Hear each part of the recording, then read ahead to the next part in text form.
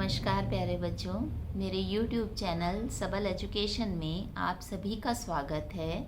बच्चों, कक्षा 10 हिंदी पाठ्यक्रम अ की इस कक्षा में आज हम क्षितिज भाग 2 के गद्य खंड के पाठ बाल गोविंद भगत पर आधारित लघु उत्तरात्मक प्रश्नों के उत्तर समझेंगे।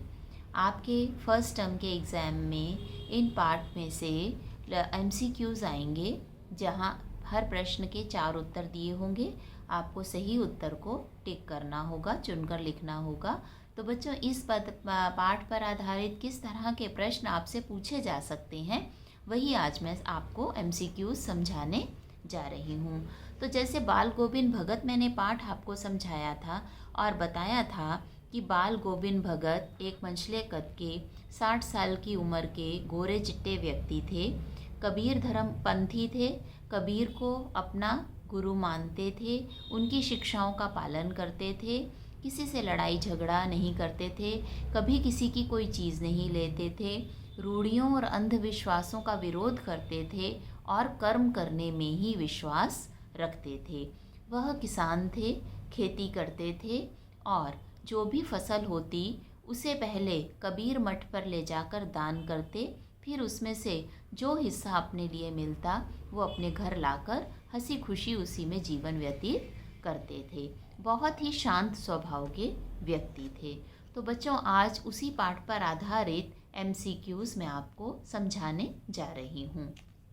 तो पहला प्रश्न है, लेखक ने बाल गोविंद भगत को साधु क्यों कहा है? 4 ऑप्शन हैं। वे साधु के समान दिखते थे, वे मोहमाया से दूर थे, वे सच्चे साधुओं जैसा उत्तम व्यवहार रखते थे, वे किसी से झगड़ा नहीं करते थे। तो यहाँ ऑप्शन 3 जो है वो इसका सही उत्तर है। वे सच्चे साधुओं जैसा उत्तम व्यवहार रखते थे, ढोंगी या पाखंडी नहीं थे, एक सच्चे साधु जैसा उनका उत्तम व्यवहार था। बाल गोविंद भगत का कौन सा कार्य व्यवहार लोगों के आश्चर्य का विषय था? नंबर 1, जीवन के सिद्धांतों और आदर्शों का गहराई से पालन करना, किसी से झगड़ा ना करना, अपना काम स्वयं करना, गीत गाते रहना। तो कौन सा व्यवहार लोगों के लिए आश्चर्य का विषय था? कि वो जीवन के सिद्धांतों और आदर्शों का गहराई से पालन करते थे। तीसरा है, बाल गोविंद भगत कबीर के आदर्शों पर चलते थे क्योंकि ऑप्शंस हैं, कबीर भगवान के रूप थे, वे कबीर की विचारधारा से प्रभावित थे, कबीर उनके मित्र थे, या कबीर उस गांव के मुखिया थे। तो बेटा, वे कबीर की विचारधारा से प्रभावित थे, इसीलिए वे उनके आदर्शों पर चलते थे। नेक्स्ट क्वेश्चन है, बाल गोविंद भगत के खेत में जो कुछ भी पैदा होता उसे वे सर्वप्रथम किसे भेंट देते थे? ऑप्शंस हैं, गरीबों को, मंदिर में, घर में, या कबीरपंथी मठ में। तो बेटा, सबसे पहले जो भी फसल उगती थी उसे वो कबीरपंथी मठ में जाकर भेंट करते थे। अगला है, वे ग्रस्त थे लेकिन उनकी सब चीज़ साहब की थी। यहाँ साहब से क्या आशय है? नंबर 1 गुरु, नंबर 2 मुखिया, नंबर 3 कबीर, नंबर 4 भगवान। तो सही उत्तर है कबीर। वो कबीर को साहिब कहकर संबोधित करते थे। प्रश्न अगला है, बाल गोविंद भगत क्या काम करते थे? आपके ऑप्शंस ये हैं, खेती बाड़ी का काम करते थे, सूत कातने का काम करते थे, बुनाई का काम करते थे, या गाना गाने का काम करते थे। तो बाल गोविंद भगत खेती बाड़ी का काम करते थे। अगला क्वेश्चन है, बाल गोविंद भगत में क्या विशेषता थी?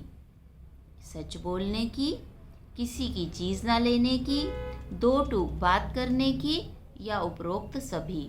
तो बेटा, उपरोक्त सभी विशेषताएं उनके अंदर विद्यमान थीं। तीनों विशेषताएं ऊपर जो लिखी गई हैं वो उनके अंदर विद्यमान थी। फिर बाल गोविंद भगत जी कैसे कपड़े पहनते थे? बहुत कम, बहुत अधिक, पीले लाल, या काले रंग के? तो वो बहुत कम कपड़े पहनते थे। उनकी टोपी कैसी होती थी? नंबर 1 गांधी टोपी, नंबर 2 पगड़ी, नंबर 3 सामान्य टोपी, नंबर 4 कबीरपंथी कनपटी टोपी। तो बच्चों वो कबीरपंथी कनपटी टोपी पहनते थे। जाड़े में वो क्या ओढ़ते थे? शॉल, कंबल, दुशाला या काली कमली? तो जाड़े में वह काली कमली ओढ़ते थे। सही उत्तर है काली कमली। उनके गले में कैसी माला होती थी? तुलसी की जड़ों की माला, सूत की माला, फूलों की माला या मनकों की माला? तो बेटे तुलसी की जड़ों की माला वो अपने गले में पहनते थे। फिर आपसे प्रश्न पूछा जा रहा है, भगत जी के व्यक्तित्व के बारे में कौन सा कथन सत्य है? कौन कौन से कथन दिए हैं? वे मंझोले कद के थे, वे गोरे चिट्टे थे, 60 साल की उम्र के थे, और चौथा है उपयुक्त सभी बातें। तो इसका ऑप्शन होगा नंबर 4। ऊपर की तीनों बातें उनके बारे में, उनके व्यक्तित्व के बारे में बिल्कुल सही हैं। वो मझोले कद के भी थे, गोरे चिट्टे भी थे और उनकी आयु भी 60 वर्ष की थी। अगला प्रश्न है, बाल गोविंद भगत ने परंपरा के विरुद्ध क्या काम किया? इसके ऑप्शंस हैं, स्वयं गीत गाए, कोई तामझाम नहीं करते थे, चटाई पर अपने मृतक पोते को लिटाया, पोतहू से उसके पति की चिता में आग लगाने को कहा। तो ये परंपरा से हटकर काम था कि उन्होंने अपनी बहू से अब उसके पति को चिता में आग लगाने के लिए कहा। पोतहू के पुनर्विवाह की बात करके उन्होंने समाज की किस समस्या का समाधान प्रस्तुत किया? ऑप्शंस हैं, सती प्रथा का समाधान प्रस्तुत किया, बाल विवाह का समाधान प्रस्तुत किया, विधवा विवाह का समाधान प्रस्तुत किया या छुआछूत का समाधान प्रस्तुत किया? तो बेटे पुनर्विवाह की बात करके उन्होंने विधवा विवाह की समस्या का समाधान प्रस्तुत किया। अगर किसी स्त्री के पति का देहांत हो जाता है तो हमारे समाज में ऐसी परंपरा थी कि उस स्त्री का पुनः विवाह नहीं किया जाए, उसे अच्छा नहीं समझा जाता था। लेकिन बाल गोविंद भगत जी ने पुत्र की मृत्यु के बाद उसकी पत्नी के पुनर्विवाह की बात करके विधवा विवाह के समस्या का समाधान प्रस्तुत किया। फिर है, बाल गोविंद भगत के खेतों में किसकी रोपाई की गई थी? गेहूं की, गन्ने की, कपास की या धान की? तो उनके खेतों में धान की रोपाई की गई थी।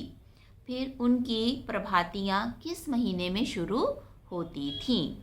आषाढ़ के महीने में, सावन के महीने में, कार्तिक के महीने में या जेठ के महीने में?